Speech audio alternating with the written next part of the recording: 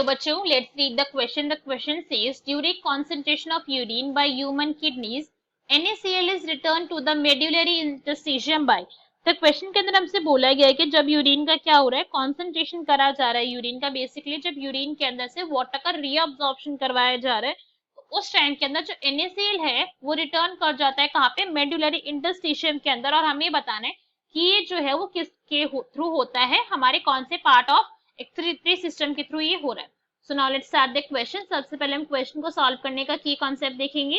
की कॉन्सेप्ट, तो क्वेश्चन को सॉल्व करने का की कॉन्सेप्ट क्या है हमारा, कि हमें NaCl रीअब्जॉर्प्शन के बारे में नॉलेज होनी चाहिए, राइट.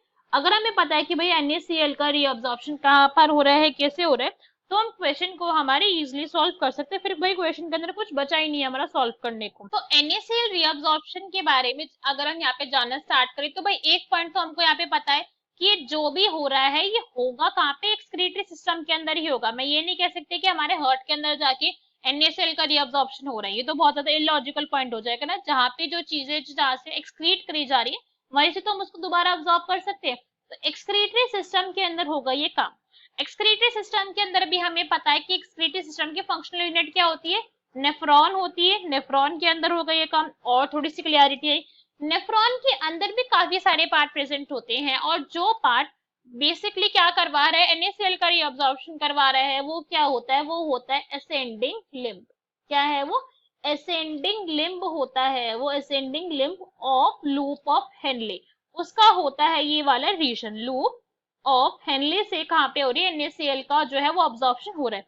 वहां पे NaCl का जो अब्जॉर्प्शन है वो किस तरीके से हो रहा है, कि जो हमारे ग्लोमेरुलस फिल्ट्रेशन है, इस पॉइंट को समझते हैं कि जो हमारा ग्लोमेरुलस अपैरेटस है, ग्लोमेरुलस ने क्या करा, ब्लड को इसने फिल्टर करा. ब्लड को इसने फिल्टर कर कर उसको अल्टीमेटली बनवाना चाह रहा है यूरिन. इसलिए इतना बड़ा एरो दिखाई गई. भाई बहुत सारे स्टेप्स है, ये मैं समझ रहा हूँ ना, एक स्टेप के अंदर प्रोसेस हो रही है. तो ब्लड का फिल्ट्रेशन हो रहा है यहाँ पे, तो ब्लड में से बहुत सारी चीजें क्या फिल्टर आउट हो रही है. अब उस ब्लड के अंदर NaCl भी प्रेजेंट है जो बॉडी के लिए रिक्वायर्ड है, उसको वेस्ट नहीं करना है बॉडी को. तो फिर हमारी जो नेफ्रॉन है, नेफ्रॉन का ascending limb of loop of Henley है, वो कहता है कि भैया ये काम मैं कर लेता हूँ, टेंशन की बात नहीं है. मैं क्या करूंगा, Na प्लस को और Cl माइनस को, ये जो दोनों के दोनों आयन है, इनको मैं करवा लूंगा रीअब्सॉर्ब. तुम टेंशन मत लो. जो हमारा क्या हो रहा था, वेस्ट हो रहा था, वापस से इसने उनको अब्सॉर्ब करवा लिया. कहाँ पर, हमारी मेड्यूलरी इंटरस्टिशियम के अंदर. ठीक है, इंटरस्टिशियम मतलब बेसिकली इनर कैविटी जो है हमारी, इंटरस्टिशियम जो फ्लूइड सराउंडिंग में होगा, उस इंटरस्टिशियम के अंदर उसने क्या करवा लिया, इसका रीअब्सॉर्प्शन करवा लिया. So ascending limb of loop of Henle में हो रहा है ये काम, जो एक्चुअली में पार्ट किसका होता है, वासा रेक्टा का पार्ट होता है. ठीक है, वासा रेक्टा का पार्ट होता है नेफ्रॉन के. सब हमारे ऑप्शन रीड करते हैं और चेक करेंगे कौन सा यहाँ पे हमारा करेक्ट ऑप्शन होगा.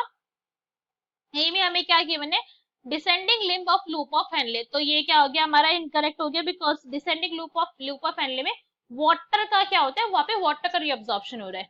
B is ascending limb of loop of Henle, तो ये क्या हो गया हमारा, इनकरेक्ट हो गया.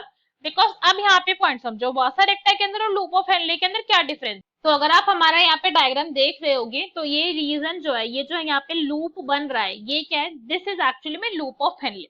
इसका जो हमारा असेंडिंग वाला रीजन है, वहां पे क्या हो रहा है, वहां पर हो रहा है हमारा NaCl का रीअब्जॉर्प्शन. बट ये जो हमें वासा रेक्टा दिख रही है, वो एक्चुअली में क्या है, वो हमारे लूप ऑफ हेनले की क्या होती है, दीज आर ब्लड कैपिलरीज. ठीक है, ये यहाँ पे क्या है, इसकी ब्लड कैपिलरीज होती है. बिकॉज भाई ब्लड कैपिलरी तो जाके क्या कर सकती है, इंटरस्टिशियम के अंदर वापस से सिक्रेशन करवाएगी. वरना कहाँ पर होगा, किसके थ्रू होगा इंटरस्टिशियम के अंदर ट्रांसपोर्ट, वापस से कैपिलरीज के थ्रू ही हो सकता है. तो वासा रेक्टा जो है ये फंक्शन परफॉर्म करते हैं, लूप ऑफ हेनले नहीं कर रहा है. आप ये बोल सकते हो इस रीजन के अंदर हो रहा है, बट एक्चुअली में जो ये काम परफॉर्म हो रहा है वो किसके थ्रू हो रहा है, वासा रेक्टा के थ्रू हो रहा है. नेक्स्ट इज DL ऑफ वासा रेक्टा. तो ये तो भाई जब लूप ऑफ हेनले में वहां पे नहीं हो रहा, तो वहां पे तो बिल्कुल नहीं हो रहा है. Last is ascending limb of loop of Vasa रेक्टा. So D is our correct answer. Hope you understood it well. Best of luck. Thank you.